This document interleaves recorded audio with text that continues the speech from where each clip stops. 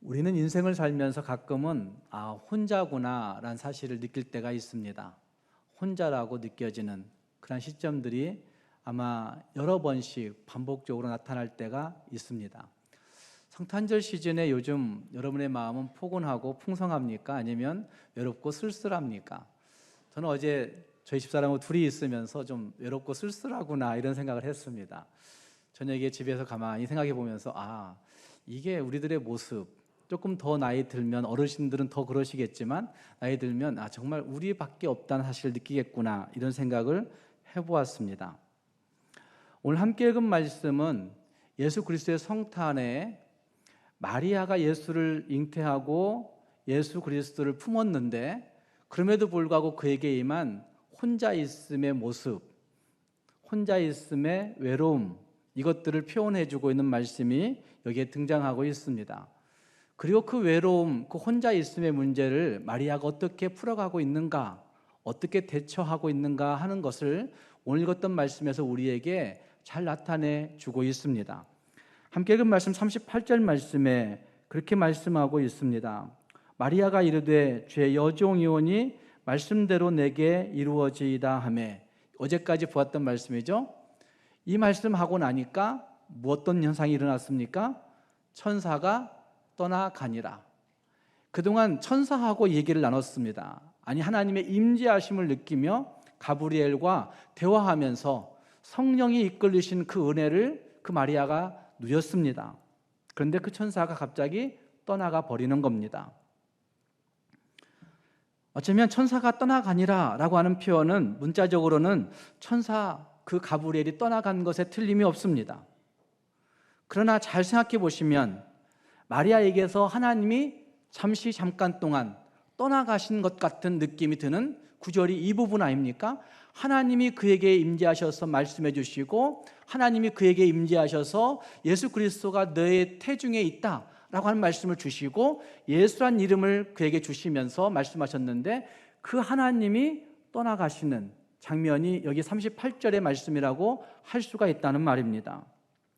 또 생각해 보시면 이것은 하나님만 떠나간 것이 아니라 이제는 마리아가 누구에게도 의논할 수 없는, 아니 남자와 결혼하지 아니한, 남자와 함께 관계를 맺지 아니한 여인이, 그것도 12살, 13살 어린 소녀가 임신했다고 하는 사실을 누구에게 가서 상의할 수가 있겠습니까? 누구에게 마음 터놓고 이야기할 수 있겠습니까?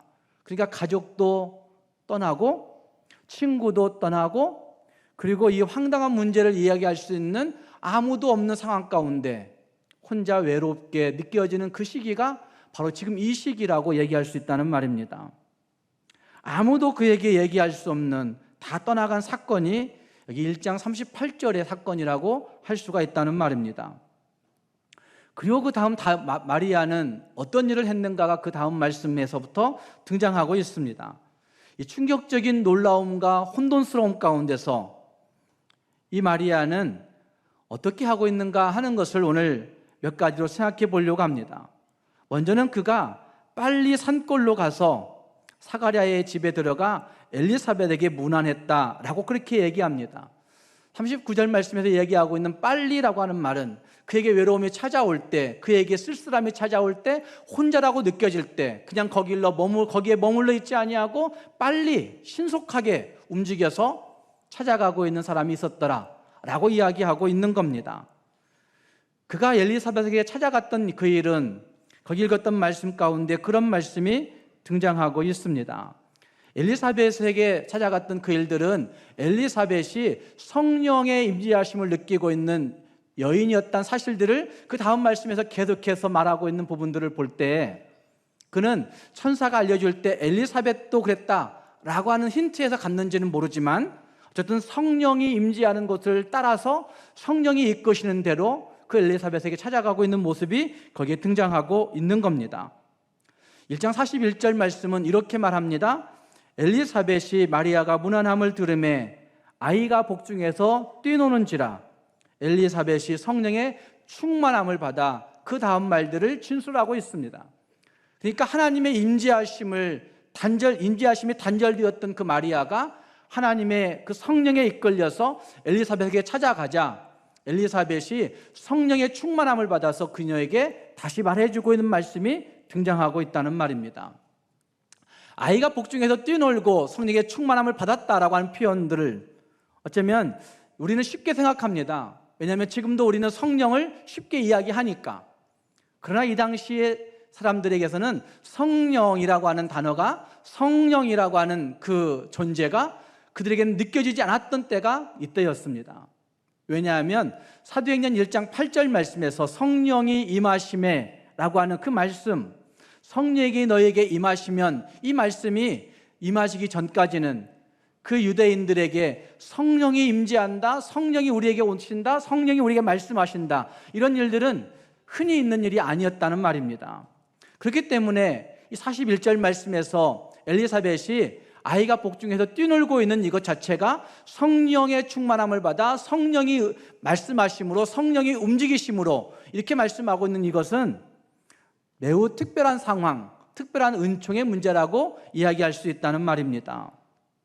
어쨌든 그 마리아는 성령의 이끌림을 받아 혼자라고 느껴질 때 성령을 쫓아서 살아가고 있는 모습, 성령을 따라서 행하고 있는 모습이 거기에 등장하고 있다는 말입니다. 그리고 성령은, 하나님은 그를 어루만져 주시고 성령께서 찾아온 그 엘리사벳을 통하여서 말씀하시고 있는 모습들이 있음으로 말미암아 마리아의 모습이 조금이라도 위로받는 은혜가 거기에 있었을 것입니다. 사랑하는 여러분, 2023년 성탄절에 혼자라고 느껴지는 그 순간, 외롭고 쓸쓸하다고 느껴지는 그 순간 우리가 무엇 해야 될 것인가? 성령의 이끌림을 받아 성령을 쫓아 살아갈 수 있는, 성령에게 집중할 수 있는 우리 모두가 될 수 있기를 바랍니다. 그리할 때 성령의 위로하심이, 성령의 어루만져 주심이 나에게도 있을 수 있다는 사실들을 기억하면서 이 외로움의 시대에 성령의 이끌림 받아 살아가고자 결심할 수 있는 성탄절 될 수 있기를 주님의 이름으로 축복합니다. 두 번째는 성령의 이끌림 받은 그 마리아에게 하나님의 복이 선언되어지고 있는 장면이 그 다음 말씀 42절 말씀에서 나타나고 있습니다. 이렇게 말씀하고 있습니다. 큰 소리로 불러 이르되 여자 중에 네가 복이 있으며 너의 태중에 아이도 복이 있도다 라고 그렇게 엘리사벳이 마리아를 향하여 선언하고 있는 말씀이 거기 등장하고 있습니다. 그뿐만이 아닙니다. 그 다음 말씀에서는 44절 말씀에 보라 네 문안하는 소리가 내 귀에 들릴 때에 아이가 내 복중에서 기쁨으로 뛰놀았도다. 다시 말해서 태중에 있는 아이조차도 성령으로 말미암아 마리아의 그 찾아옴을 기뻐하고 즐거워했다라고 하는 말씀은 마리아를 즐거워했겠습니까? 아니면 마리아의 태중에 있는 예수 그리스도를 기뻐했겠습니까? 천국 가면 물어볼 얘기예요. 다 이해할 수 없는 거예요. 성경은 더 이상 얘기하지 않아요. 그러나 생각해 보시면 엘리사벳의 태중에 있던 그 아이도 성령의 이끌림을 받아서, 성령의 충만함을 받아서 행동하고 있는 것이라고 한다면 성령으로 인하여 잉태된 그 예수 그리스도, 아직은 모양도 갖춰지지 않았을 그 예수 그리스도, 그 예수 그리스도를 통하여서 기뻐하고 있는 그 모습이 거기에 증거되어지고 있다는 말입니다. 그렇게 볼 때 엘리사벳이 그 마리아에게 복이 있도다라고 선포하고 있는 그 말씀은 성령께서 선언해 주시고 있는 놀라운 선언이라고 말할 수가 있는 것입니다. 여자 중에 복이 있다, 너의 태중에 있는 아이도 복이 있다 라고 하는 그 최상급의 표현들은 어쩌면 그 마리아에게 하나님의 복이 임하였음을 놀랍게 선언하고 있는 말씀이라 할 수가 있는 것입니다. 사랑하는 성도 여러분, 엘리사벳 자신도 하나님의 은혜의 수혜자로 갖지 못했던 아이를 그 나이 늙어서 받았는데, 은혜의 수혜자가 되었던 그 엘리사벳이 다시 마리아에게 당신도 은혜의 수혜자구나, 은혜의 수혜자로 말미암아, 은혜의 수혜로 말미암아 하나님의 복이 너에게 있다고 자신 있게 선언하게 되었던 것처럼 오늘 우리도 하나님의 은혜의 수혜자가 되면 나 같은 죄인도 복받는 자가 될 수 있겠구나 라고 하는 확신이 이 성탄절에 있을 수 있기를 주님의 이름으로 축복합니다. 45절 말씀은 이렇게 말씀합니다. 주께서 하신 말씀이 반드시 이루어지리라고 믿은 누구에게? 그 여자에게 복이 있도다 라고 선언되어지고 있습니다. 성령이 복이 있다 선언하고 있는 것과 동시에 그 다음 말씀 45절 말씀에서는 주께서 하신 말씀이 반드시 이루어지리라고 믿은 그 여자에게 복이 있다고 말씀하고 있습니다. 사랑하는 여러분, 2023년 말씀이 반드시 내게서 이루어진다. 얼마 남지 않았지만, 한 주간 남았지만 이렇게 선언할 수 있는 여러분들이 되기를 바랍니다.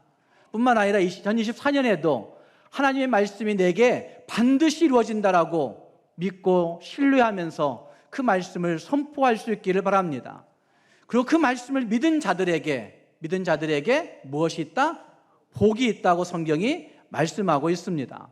우리가 주일마다 마지막 페이송으로 이 찬송 부르지 않습니까? 주가 일하시네, 주가 일하시네. 주님이 일하세요. 그 다음 말씀 찬송은 뭐죠? 주께 아끼지 않는 자에게 주가 일하시네, 주가 일하시네. 신뢰하며 걷는 자에게.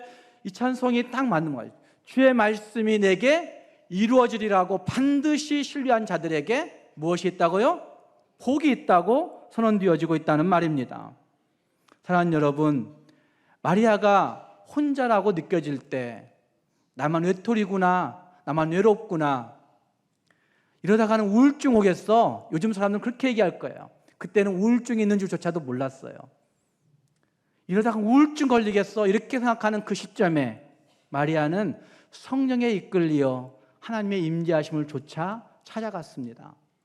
그리고 그곳에서 하나님의 임재하심을 통해서 선포되어지는 그 말씀, 나도 복이 있는 자구나, 나도 복이 있는 자구나. 말씀 믿은 그 한 가지 때문에, 말씀이 내게 반드시 이루어진다는 사실을 믿고 신뢰한 그 한 가지 때문에 나도 복 있는 사람이구나 라고 하는 사실을 전해 듣고 있는 겁니다. 우리 모두가 2023년 이 성탄절에 이 예수 그리스도의 오심을 축하할 뿐만 아니라 나도 예수 그리스도의 말씀이 나에게 반드시 이루어진다고 신뢰하면서 하나님이 선언하시는 그 복의 선언을 나에게 주어진 선언으로 받아들이고 나도 복된 자다라고 고백하며 나아갈 수 있는 우리 모두가 될 수 있기를 주님의 이름으로 축복합니다. 옆에 사람들에게 축복합시다. 말씀을 믿은 당신에게 복이 있습니다.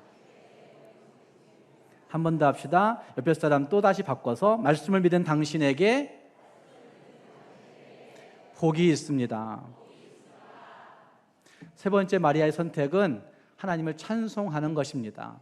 46절 이하에서부터 마리아는 그 말 듣고 나서 확신하며 하나님을 찬송했습니다.